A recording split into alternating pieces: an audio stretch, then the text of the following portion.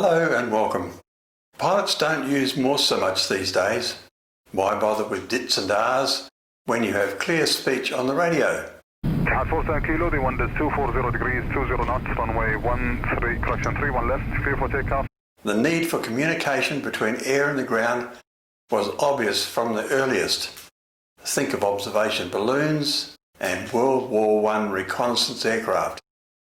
Messaging was by dropping notes from the air or by semaphore flags. Hardly satisfactory.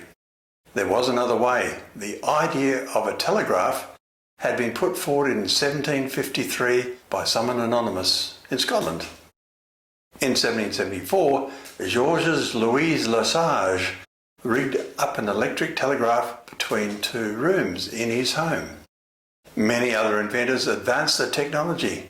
Then, in 1816, Francis Ronalds set up a 13-kilometre overhead telegraph line, then offered the technology to the British Admiralty. They turned it down. They said wholly unnecessary. It was Samuel Morse who patented the recording electric telegraph in 1837. His assistant, Alfred Vail, had developed an instrument called a register that recorded received messages. All that was needed was a way of transmitting text. In 1838, Morse and Vail developed the system of dots and dashes that became known throughout the world as the Morse code. In 1843, Morse was able to obtain financial support from the US Congress for the first telegraph line in the United States from Baltimore to Washington. In 1844, the line was completed, and on May the 24th, he sent the first message. What hath God wrought? Morse was immediately involved in legal claims by his partners and by rival inventors. The legal battles over the telegraph culminated in an 1854 US Supreme Court decision that established his patent rights. In 1851, a conference in Vienna adopted a modified Morse telegraph as the system for international communications. A common code was a necessary step to allow direct telegraph connection between countries. The US, however, continued to use American Morse code internally for some time. Hence, international messages required retransmission in both directions. How awkward. Australia was first linked to the rest of the world in October 1872 by a submarine telegraph cable at Darwin. This brought news reports from the rest of the world. The telegraph across the Pacific was completed in 1902, finally encircling the world. From the 1850s until well into the 20th century, British submarine cable systems dominated the world. This was set out as a formal strategic goal which became known as the All-Red Line. In 1896, there were 30 cable-laying ships in the world, and 24 of them were owned by the British companies. In 1892, British companies owned and operated 2/3 of the world's cables. Being able to eavesdrop on international communications would have been a great temptation. You think they did it?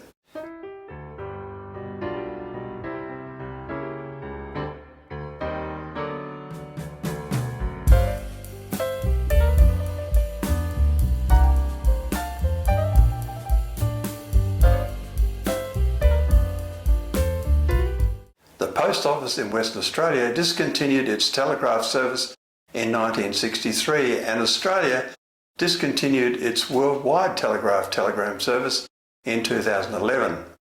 There will be no more wedding telegrams read out by the best man. One of mankind's most famous telegrams was Orville Wright's.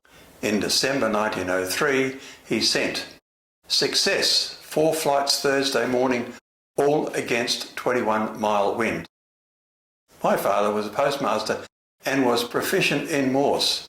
In the 1950s and 1960s, a big part of his work was receiving and sending messages.